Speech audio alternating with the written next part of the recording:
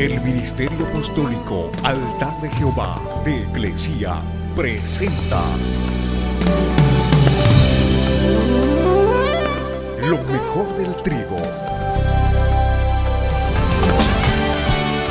Apóstol Lourdes Bravo de Villar. La gloria de Dios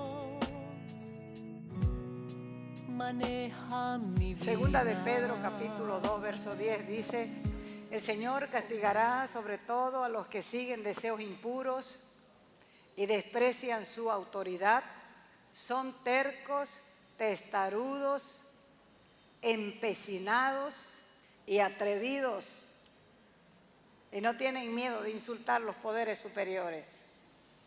En cambio, los ángeles, aunque tienen mayor fuerza y autoridad, no se atreven de parte del Señor a condenar con insultos a esos poderes.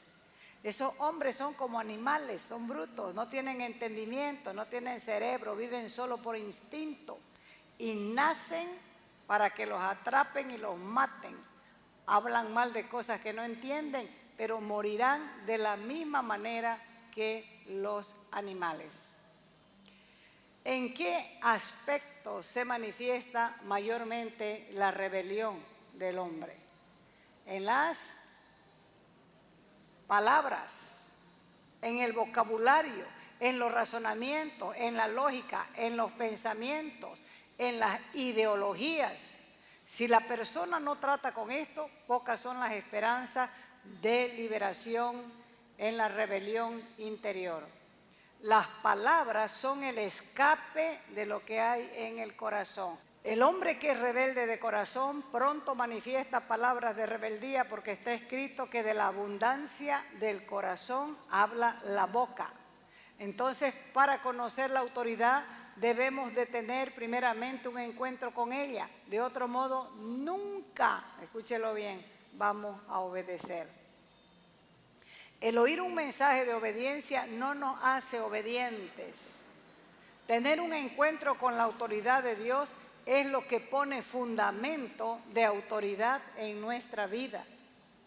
Y luego, cada vez que digamos una palabra rebelde, aún antes de que la pronunciemos, nos daremos cuenta de nuestro pecado. Y de este modo seremos frenados en seco por el Espíritu Santo en nuestro corazón. ¿A cuántos ya les ha pasado eso? De repente han querido lanzar algo por su boca y como un freno aquí y un recuerdo a la palabra. Es el Espíritu Santo tratando con uno. Es difícil domar la lengua humana. Por eso Santiago decía, nosotros ponemos freno, dice Santiago, en la boca de los caballos para que el caballo nos obedezca. Y dirigimos con ese freno todo su cuerpo. Miren, dice también el Señor en Santiago capítulo 3, verso del 13 adelante. Miren las naves, son grandes, son llevadas por vientos impetuosos y un pequeño timón es el que las gobierna, dice. Así también la lengua es un miembro, un órgano pequeño que se jacta de grandes cosas. He aquí cuán grande bosque enciende un pequeño fuego. Y la lengua, dice, es un fuego, un mundo de maldad, de perversidad, de malignidad, de malicia, de malquerencia, porque la lengua está puesta en nuestros miembros y contamina, infecta, contagia, intoxica todo el cuerpo. Y eso lo hace a uno enardecerse porque se calienta. Y ella misma, la misma lengua, es inflamada por el infierno. Toda naturaleza de bestias, de aves, de serpientes y de seres del mar se doma y ha sido domada por la naturaleza humana. Pero ningún hombre puede domar, someter, sujetar, vencer la lengua. Porque es un mal que no puede ser refrenado, contenido, reprimido. Es un mal que tiene veneno mortal. Con ella, con la lengua, bendecimos al Dios y Padre. Y con la misma lengua maldecimos, calumniamos, criticamos, murmuramos a los hombres. que están hechos precisamente a imagen y semejanza de Dios. Porque de una misma boca, dice, proceden, emanan bendición y maldición. Y sigue diciendo Santiago, hermanos, esto no debe ser así. Entonces concluimos que la rebelión del hombre se expresa por medio de la lengua. Puede que aparentemente en la presencia de la autoridad no diga nada, pero a sus espaldas murmure. Y la gente generalmente sirve de labio, esto quiere decir aparentemente, simuladamente, falsamente, engañosamente. Y la iglesia, Dios demanda que la iglesia sea diferente, que la iglesia sea obediente de corazón y que la iglesia sea conocida por las palabras que salen de su boca. Por ejemplo, Eva añadió descuidadamente a la palabra de Dios. Eso muestra lo descuidado que podemos ser. Cuando Eva fue tentada, agregó a sus palabras, ni le tocaréis. Dios le había dicho, de todos los árboles del huerto puedes comer, menos de este. Eso fue lo que le dijo Dios. No vas a comer. Y ella dijo que le había dicho, ni no vas a comer, no lo vas a tocar. Y si sabía esto, que Dios le había dicho, no lo vas a comer, ¿por qué lo comió? Porque así es el ser humano, desobediente. No le obedeció y la desobediencia es grave, porque el que conoce la autoridad de Dios jamás se atrevería a agregar ni una sílaba a la palabra. Porque dice Apocalipsis que nosotros no tenemos que añadirle a la palabra ni quitarle a la palabra. Dios nunca dijo no toquen el fruto. Esta añadidura alteró totalmente la palabra, demostrando que ella no conocía la autoridad.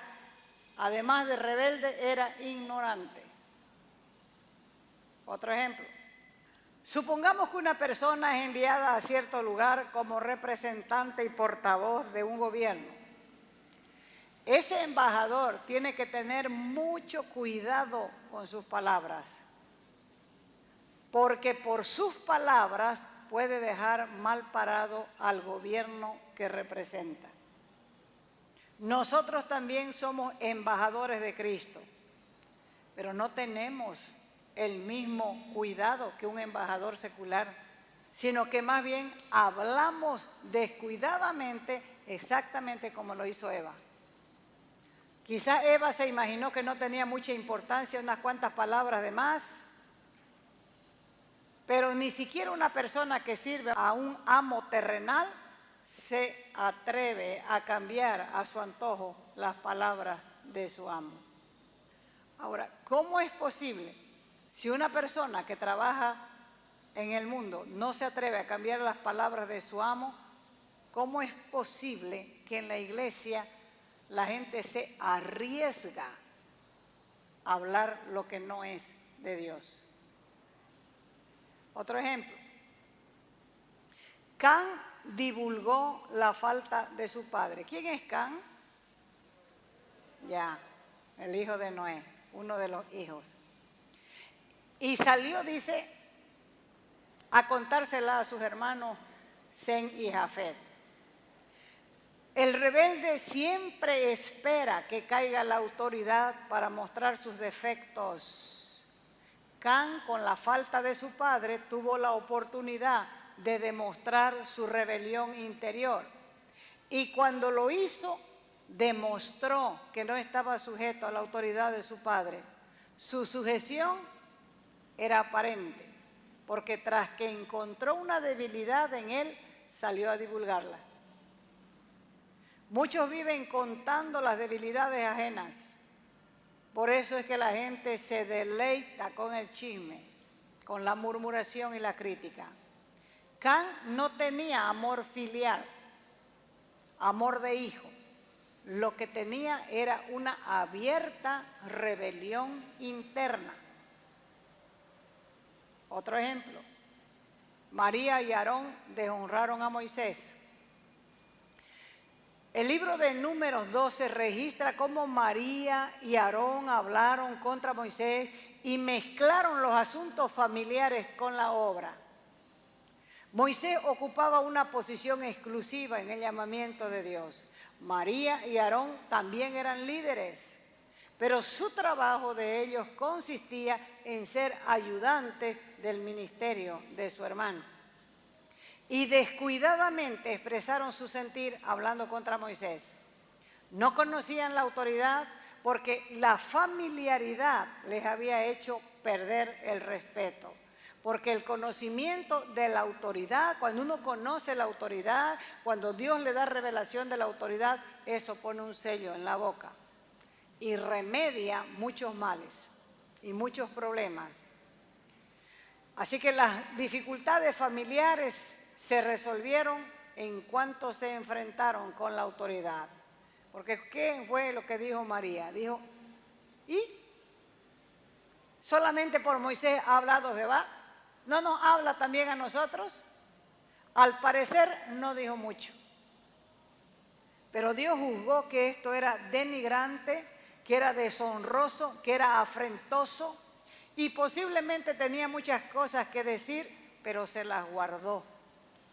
¿Cuántos conocen o han oído hablar de los témpanos de hielo?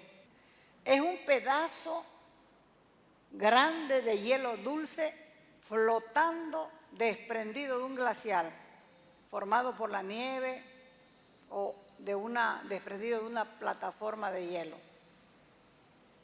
Lo que sobresale del agua es solamente la octava parte de su volumen total. Por lo que estas masas congeladas constituyen un peligro para la navegación porque algunas alcanzan, como están mirando, grandes dimensiones. Un témpano de hielo averió el Titanic.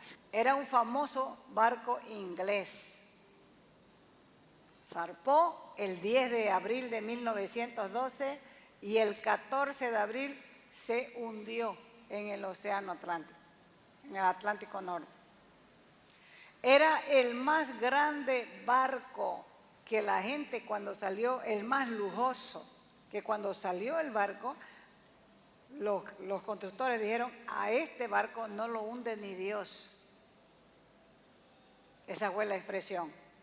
Llevaba entre sus pasajeros 2.223 pasajeros, 885 tripulantes. En total en el barco habían 3.108 personas. Y cuando chocó con el témpano y se averió, se ahogaron 1.512 personas en un mar helado. Ahora, comparado este témpano de hielo con lo que salió de la boca de María, seguramente salió solamente una octava parte de lo que ella tenía adentro. El saldo lo tenía escondido en su interior. Porque por muy ligeras que hayan sido sus palabras o sean las palabras de una persona, si tiene un espíritu rebelde, Dios lo descubrirá de inmediato. Generalmente la rebelión se manifiesta en palabras. No importa si las palabras son sutiles, suaves, prudentes, detrás de las palabras hay rebelión. Y es verdad que a los ojos de Dios el pensamiento es considerado como igual al hecho. ¿Dónde vemos eso? En la misma escritura. Dice, cuando una persona mira a una mujer y la desea, ¿qué dice la escritura? Ya adulteró. No se ha echado con ella. Solamente la lopopeó, como decimos. La miró, le gustó, la deseó. Y Dios lo considera ya adulterio. Entonces, a los ojos de Dios, el pensamiento es considerado igual al hecho. Y el que concibe el mal ya cometió ese mal. Por otra parte, el Señor dice, porque de la abundancia del corazón habla la boca, mas yo digo, dice Él, que de toda palabra ociosa que hablen los hombres, de ella darán cuenta en el día de juicio, porque por tus palabras serás justificado y por tus palabras serás condenado. Esto indica que hay una diferencia entre las palabras y el pensamiento. El pensamiento puede encubrirse, pero una vez que se habla la palabra, todo se revela. Los creyentes en el día de hoy pierden su poder tanto por sus palabras como por sus hechos. Y en realidad pierden más por sus palabras. Todos los rebeldes tienen problemas con lo que hablan. Todos los que no pueden controlar sus palabras no pueden controlarse a sí mismos. Vamos, primer punto. Dios censura enérgicamente a los rebeldes. ¿Puede haber en la Biblia palabras de censura más fuertes que esta? Está comparándolo a los habladores con los animales. ¿Por qué? Porque no tienen entendimiento, no tienen cerebro, no saben pensar. Así que siendo la autoridad el tema principal de la Biblia, hablar contra ella se convierte también en tema principal y es un pecado muy grave. Nuestra boca no debería hablar descuidadamente. Y en cuanto conozcamos a Dios, nuestra boca estará en sujeción. Y solo entonces no nos atreveremos a injuriar a las autoridades. El tener un encuentro con la autoridad crea en nosotros una conciencia de la autoridad, así como el Señor nos hace conscientes del pecado. ¿Quién puede entender sus propios errores? Dice la Escritura. Nadie, a menos que Dios nos los muestre. Segundo, casi todas las dificultades de la iglesia se derivan frecuentemente por problemas que tienen que ver con la lengua. El hablar descuidadamente es la causa principal del rompimiento de la unidad de la iglesia y de la pérdida del poder. Probablemente la mayoría de las dificultades de la iglesia se deben hoy a las palabras difamatorias. Solo una parte menor se debe a dificultades de problemas que son reales. La mayoría de los problemas de este mundo han sido creados por causa de la lengua. ¿Hay problema en el matrimonio? Problema por la lengua. ¿Hay problema laboral? Problema con la lengua. ¿Hay problema en la iglesia? Problema con la lengua. Ahora, si en la iglesia dejáramos de difamar, de denigrar, de deshonrar, lograríamos eliminar la mayor parte de las dificultades.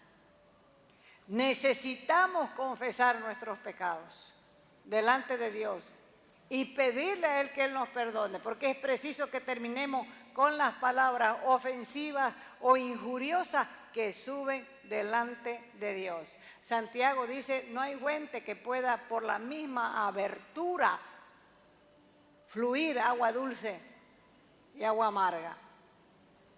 De la misma boca, escúchelo bien, de la misma boca que salen los halagos, los piropos, las palabras cariñosas, salen también las palabras mentirosas, tramposas, denigrantes, ofensivas, destructivas, malignas y también las lisuras. El razonamiento viene y después las palabras. 3. La difamación proviene de la razón. La rebelión del hombre contra la autoridad se manifiesta en palabras, razones, pensamientos. Si no conoce la autoridad, hablará palabras denigrantes, palabras que generalmente se originan en la razón. Escuche ahora, ya hablamos de Can. Can tenía sus razones para difamar a su padre. El hombre estaba desnudo, era verdad, pero él era un rebelde. Entonces, si él razonaba, decía, yo tengo razón. ¿Cómo pues mi padre va a estar bebiendo y quedándose desnudo así en la tienda, en la casa? Entonces, si él razonaba, entonces tenía excusa. María podía hablar si quería contra la mujer de su hermano. Era su hermano. Y podía decirle, oye, ¿qué te pasa? ¿No pudiste escogerte una mejor? Coré y su séquito, que fueron esos que se levantaron, esos 250 dirigentes, líderes que murmuraron contra Moisés y Aarón, dijeron, toda la congregación, todos somos santos. Y en medio de nosotros está Dios. ¿Por qué ustedes se levantan y se hacen los mandones en la congregación? Coré podía hacerlo también. Pero detrás de todos estos ejemplos solo se encuentra, ¿qué? Rebeldía. Rebeldía. Cada quien encuentra su propia razón para hablar. Ellos tenían sus razones y eso estaba abundando en sus corazones. Y cuando lo que abunda en el corazón, ¿por dónde sale? Por la boca. Palabras calumniosas como aquellas son producidas generalmente por el razonamiento, por la razón. Y el que se somete a la autoridad vive bajo autoridad y no dentro de lo razonable. Datán y Abirán, parte de estos 250, no quisieron venir cuando fueron llamados por Moisés. Y ellos parecían tener razones. Y sus razones, ellos creían que eran las más poderosas. En otras palabras, no les dio la gana de obedecer a Moisés, porque ellos dijeron, no, este dijo que nos iba a meter en una tierra que fluye leche y miel. Y hasta ahorita no hemos recibido nada, ni tierras ni viñas. Los que estaban expresando era que con qué derecho este se atreve a darnos órdenes si estamos viendo con nuestros propios ojos que no hemos llegado a la tierra prometida. Y cuanto más reflexionaban, más poderosas parecían ser sus razones para desconfiar de Moisés. La razón no puede permitir la reflexión, puesto que lo único que hará será agravarla aún más, porque la gente en este mundo vive en la esfera de la razón, vive razonando. En realidad no nos diferenciamos de este tipo de mente. Y seguir al Señor exige la liberación de la razón. Es muy cierto que para seguir al Señor tenemos que quitar los ojos de la razón. ¿Qué es lo que gobierna nuestra vida? ¿La razón o la autoridad de Dios? Cuando seamos iluminados por el Señor, seremos cegados por la luz y nuestra razón será deshecha. Pablo quedó ciego con la gran luz que lo iluminó en el camino a Damasco. Y desde entonces el hombre dejó de razonar, ya no se fió de su razonamiento. Se acabó la pelea con el Señor. Antes de tener el encuentro con la autoridad de Dios, él era perseguidor de los cristianos. No solamente los perseguía en Jerusalén, sino que fue a los principales sacerdotes, les pidió carta para perseguir a los que estaban huyendo, a los cristianos que estaban huyendo. Pero cuando el hombre se encontró con la autoridad de Dios, tuvo tal revelación que se dejó de luchar con los cristianos, dejó de luchar contra los cristianos. Por eso decía, yo antes perseguía a los cristianos. Y siempre daba eso él en su testimonio. Una vez que uno se encuentra con la autoridad de Dios, su manera de pensar cambia. Moisés jamás se sacó los ojos, sin embargo, actuó como si fuera ciego y hasta sordo. Tenía sus argumentos y razones, pero en obediencia a Dios vivía encima de la razón. Así que los que están bajo la autoridad de Dios no viven por vista, Los siervos de Dios tienen que liberarse de la vida de la razón, porque la razón es la primera causa de la rebelión. No se puede controlar la boca a menos que primero tratemos detalladamente con nuestra razón. Salvo que el Señor nos libre de la esclavitud de la razón, tarde o temprano diremos palabras denigrantes. Parece fácil hablar de la liberación de la vida de la razón, pero como seres racionales, ¿cómo podemos refrenarnos de argumentar contra Dios? Desde la niñez nosotros estamos razonando, hasta la edad adulta, desde nuestro estado de incredulidad hasta el estado de creyente. El principio de nuestra vida es el razonamiento. Entonces, ¿cómo pues podemos dejar de razonar? Dejar de hacerlo requiere literalmente rendir la vida carnal. Porque hay dos clases de creyentes, los que viven en la esfera de la razón y los que viven en la de la autoridad, en la esfera de la autoridad. Y la pregunta es, ¿qué podemos hacer? Cuando recibimos un mandamiento de Dios en forma natural, consideramos el asunto para ver si hay razones suficientes para que lo hagamos. Esto se llama la manifestación del árbol de la ciencia del bien y del mal. El Señor dijo, de este no comerás. A partir de la comida, el hombre vive razonando. El hombre quiere hacer lo que considera que es bueno y lo que considera que es malo, no. Pero razonando, no de acuerdo a la palabra. Nosotros pensamos por Dios y decidimos aún lo que Dios debería pensar. Y este es un principio de Satanás, porque Satanás, ¿qué era lo que deseaba? Ser igual a Dios. Todos los que de veras conocen a Dios le obedecen sin discusión, pues no hay ninguna posibilidad de asociar la razón con la obediencia. Si alguien desea aprender la obediencia, tiene que desechar la razón. Y la elección es continua. O vive por la autoridad de Dios o por la razón humana. Pero es imposible vivir en las dos.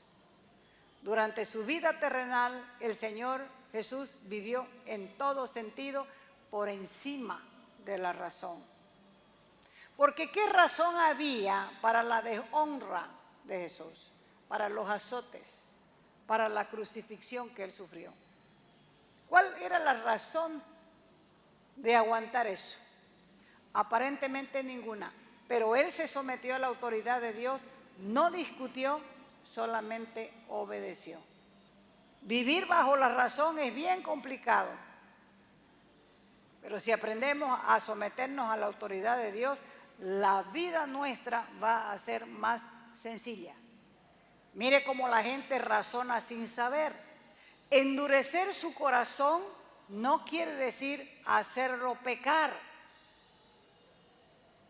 Simplemente quiere decir ponerlo en una situación que salga lo que verdaderamente tenía en su corazón.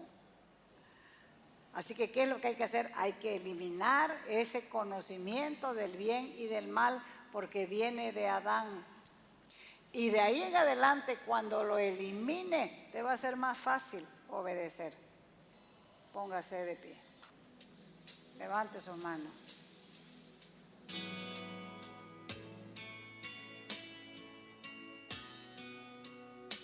Dígale al Señor, el hecho de que me hayas escogido ya es un gran privilegio.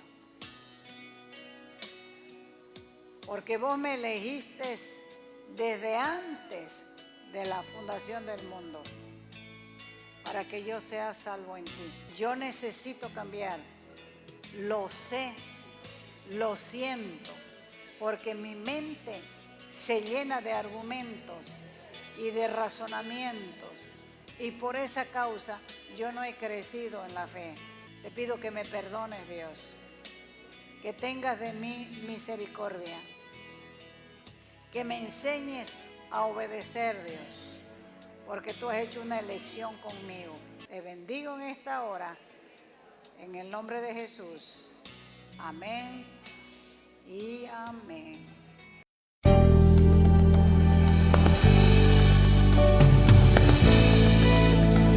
Te invitamos a nuestras conferencias los días viernes, sábados y domingos a las 20 horas y el domingo a las 10 de la mañana. Calle Nicolás Suárez, esquina Félix Pinto,